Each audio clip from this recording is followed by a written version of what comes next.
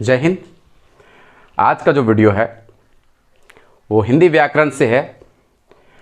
आमतौर पर जो विद्यार्थी गण हैं वो हिंदी वर्णमाला को कुछ न कुछ समझे हैं, जाने हैं, लेकिन कुछ चीज़ें जो हैं आज भी कमी देखने को मिलता है। और ख़ास करके जो सीबीएसई बोर्ड के विद्यार्थी हैं उनमें ये कमियां देखने को मिलती हैं। इस वीडियो के माध्यम से मैं वैसे सभी विद्यार्थियों तक यह संदेश देना चाहता हूं कि हिंदी हमारी एक मातृभाषा है, राष्ट्रभाषा है। इसे हमें ज़्यादा से ज़्यादा प्रोत्साहन की आवश्यकता है, लोगों तक पहुंचाने की आवश्यकता है। यदि आज के संदर्भ में किसी विद्यार्थी से पूछ लें कि हिंदी वर्ण अंग्रेजी का अल्फ़ाबेटों की संख्या कितनी होती है, वो झट से जवाब दे दे। लेकिन आप पूछ लें कि हिंदी वर्णमाला में वर्णों की संख्या कितनी होती है, तो उनके मन में संकोच पैदा हो जाता है कि ये वर्णमाला क्या होता है। तो इसी वीडियो को लेकर मैं आया हूं आप लोग के बीच में। तो चलिए वीडियो की ओर और देखते हैं क्या होता है।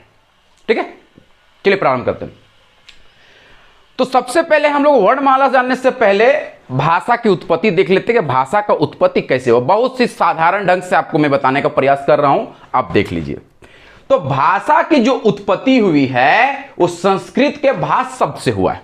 संस्कृत के भाष शब्द से हुआ है, जिसका अर्थ होता है बोलना। किस शब्द से हुआ है? भाष शब्द से हुआ है, जिसका अर्थ होता है बोलना, जिसका अर्थ होता है बोलना। ठीक है।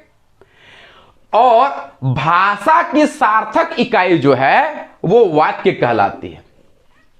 क्या कहलाती है? वाक्य कहलाती है। किसकी सार्थक इकाई? तो भाषा की सार्थक इकाई। तो भाषा क्या है भाई? भाषा क्या है? संस्कृत के भाष शब्द से उत्पत्ति हुआ है और उसी का सार्थक इकाई भाष कहलाती है। और भाष से छोटा जो है या भाष से छोटी इकाई को उपवाक्य कहते हैं। ठीक है, वाक्य का छोटी इकाई को उपवाक्य कहते हैं। अर्थात भाषा के सार्थक इकाई क्या हुआ? वाक्य हुआ। और वाक्य के छोटी इकाई को हम उपवाक्य कहते हैं। उपवाक्य के छोटी इकाई को पदबंध कहते हैं, है ना।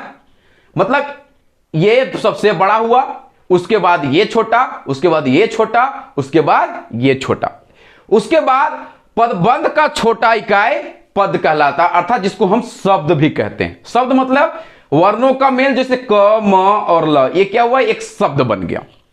समझ गए बात को? और पद का सबसे छोटा रूप को हम अक्षर कहते हैं। अब आगे चल के देखेंगे अक्षर क्या होता है। ठीक है।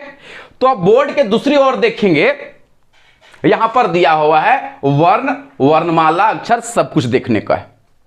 छोटी सी बात। अब देखिएगा, यहां तक हम लोगों ने देख लिया कि अक्षर किसका होता है? सबसे छोटा इकाई। पद का सबसे छोटा मतलब सबसे छोटा इकाई को हम अक्षर कहते हैं। अब बहुत से किताबों में या बहुत से लोगों के द्वारा कहा जाता है कि अक्षर और वर्ण एक ही होता है ना। वर्ण या अक्षर कह देते हैं उसे। लेकिन इसमें थोड़ा सा एकदम माइनर जिसको बोलते हैं, थोड़ा सा अंतर है। और वो अंतर क्या है आपको मैं दिखाता हूं। पहले वर्ण की ओर चलते हैं। तो वर्ण किसको कहते हैं? वर्ण भाषा की सबसे छोटी इकाई को वर्ण कहते हैं। भाषा की सबसे छोटी इकाई को, मतलब इससे छोटा हो ही नहीं सकता, है ना, उसे वर्ण कहते हैं। अब वर्ण क्या है? जैसे र, हल, अ, ठीक है, र, हल, आ, फिर म, हल, अ। अर्थात राम जब लिखते हैं तो राम में ये 4 वर्ण देखने को मिलता है ना। 4 वर्ण देखने को मिलता है। क्यों? क्योंकि ये जो है राम जो शब्द है ये एक शब्द है, और ये शब्द जो है क्या होता है? व्यंजन वर्णों से बना होता है। अब हम आगे बताएंगे व्यंजन वर्ण कब होता है, इसको पहले कंप्लीट कर लेते हैं, इसके बाद व्यंजन वर्ण और स्वर वर्ण के बारे में अंतर बताते हैं। तो ये वर्ण का परिभाषा है कि क्या सबसे छोटी क्या होता है, जिसको हम उदाहरण के रूप में इस प्रकार से देखते हैं। जैसे राम लिखते हैं तो राम में र हल आ महल और अ मिलके राम बनता है। लेकिन अक्षर क्या होता है इसको समझे। अक्षर सीधा सीधा राम लिखते हैं तो रा और म ये दोनों एक अलग अलग अक्षर है। रा भी अक्षर है और म भी अक्षर है। समझिए बात को। तो ये राम हो गया। अब आते हैं वर्णमाला के अनुसार। अब वर्णमाला किसको कहते हैं इसको समझिए कि वर्णों के व्यवस्थित समूह को वर्ण कहते हैं, वर्णमाला कहते हैं। माफी चाहते हैं, वर्णों के व्यवस्थित समूह को वर्णमाला कहते हैं। तो वर्ण क्या बताए हैं, जैसे रा और म राम हो गए, तो ठीक उसी प्रकार क जोड़ म जोड़ ल को हम क्या कहेंगे, कमल कहेंगे। यदि इसका व्यवस्थित नहीं होता, इधर उधर होता, जैसे जैसे ल क म, ये व्यवस्थित नहीं था। लेकिन एक व्यवस्थित इसमें और बन सकता है, जैसे क ल और म कलम, है ना। कमल को कलम भी बना सकते हैं, लेकिन ये लकम नहीं हो सकता है क्योंकि ये व्यवस्थित नहीं है। समझ गए यहां तक। आगे बच्चे एकदम आराम से इस वीडियो को देखेंगे और समझते जाएंगे। आगे है, अब हम लोग देखेंगे कि वर्ण कितने होते हैं और वर्ण में स्वर वर्ण की संख्या कितनी होती है और व्यंजन वर्णों की संख्या कितनी होती है। तो वर्ण जो है दो है और पूरे वर्णमाला में, हिंदी वर्णमाला में वर्णों की संख्या दो रूप से देखा जाता है, एक लेखन के आधार पर और एक उच्चारण के आधार पर। तो हम लोग पहले देखेंगे उच्चारण के आधार पर। तो उच्चारण के आधार पर वर्णों की कुल संख्या जो होती है वो 45 होती है। एक किसका है, उच्चारण, मतलब बोलते हैं तब हमारा क्या होता है, 45 वर्णों की संख्या देखने को मिलता है, जिसमें स्वर की संख्याओं कितना है 10 और व्यंजन की संख्या कितनी है 35 है। स्वर की संख्या कितनी 10 और व्यंजन की संख्या 35 है। अब स्वर किसको कहते हैं और व्यंजन किसको कहते हैं, तो थोड़ा सा आप इधर आएंगे, आप लोग इधर आके देखेंगे। इसको मैं आपको समझा ही देता हूं कि स्वर किसको कहते हैं। इधर रफ कर देता हूं मैं, और स्वर वर्ण और व्यंजन वर्ण किसको कहते हैं, थोड़ा सा आप लोग देख लीजिएगा। तो देखिए, स्वर वर्ण जो होता है, जो बिना किसी अन्य वर्ण की सहायता लिए बिना यदि वो प्रयोग में आता है, उससे स्वर वर्ण कहते हैं, जिसको अंग्रेजी में आप वोवेल कहते हैं, है ना। जो बिना किसी सहायता से उच्चारण होता है उसे क्या कहते हैं, स्वर वर्ण। स्वर वर्ण ये क्या है, ये कौन सा है, जैसे मैं आप दे एग्जांपल देंगे। इसका परिभाषा आप यदि लिखना चाहते हैं तो परिभाषा में क्या होगा, जो वर्ण बिना किसी वर्ण के सहायता से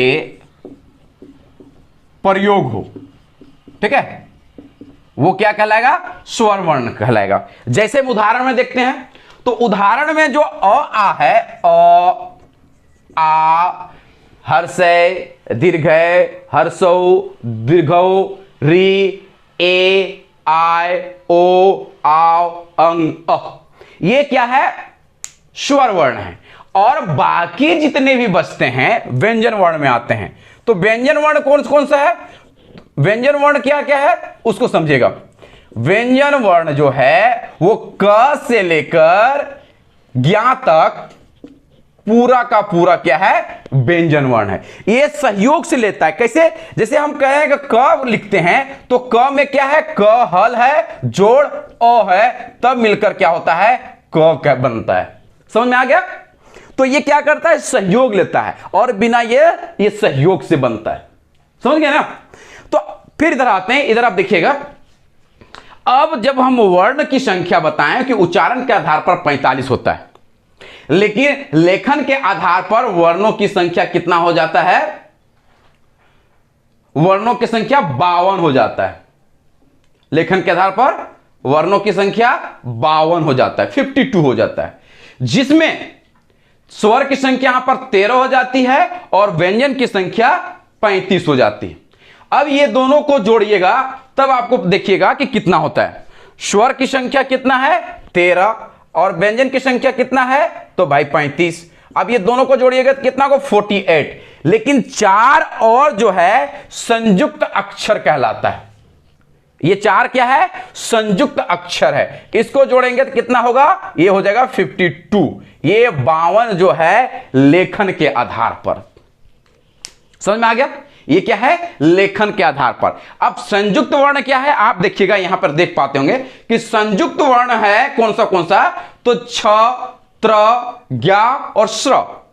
अब ये छ, त्र, ज्ञा और स्र जो है ये कैसे कैसे बनता है, तो देखिए क्रमशः देखिएगा। छ का हम लोग देखते हैं तो क हल जोड़ श मिलकर क्या बनता है, छ बनता है, छंजोगी छ जिसको बोलते हैं हम लोग। अब त्र जो है त हल जोड़ र मिलकर त्र बनता है। ठीक उसी प्रकार ज्ञा जो है ज जो हल जोड़ या बनकर ज्ञा बनता है, और स्र जो है स तलब श जोड़ र मिलकर स्र बनता है। ये संयुक्त वर्ण है। तो आज का वीडियो इतने ही तक, आगे हम लोग बात करेंगे दूसरे वीडियो में। तब तक के लिए जाने से पहले मैं आप लोगों से निवेदन करता हूं, यदि मेरा वीडियो आपको अच्छा लगता हो तो इस मेरे वीडियो को आप लाइक करें, शेयर करें, कमेंट करें और मेरे चैनल को सब्सक्राइब करें। तब तक के लिए जय हिंद।